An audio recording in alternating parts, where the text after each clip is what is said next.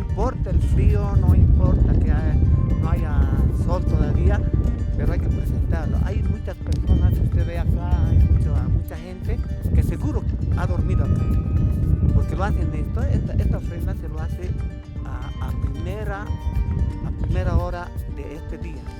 Este mes es consagrado a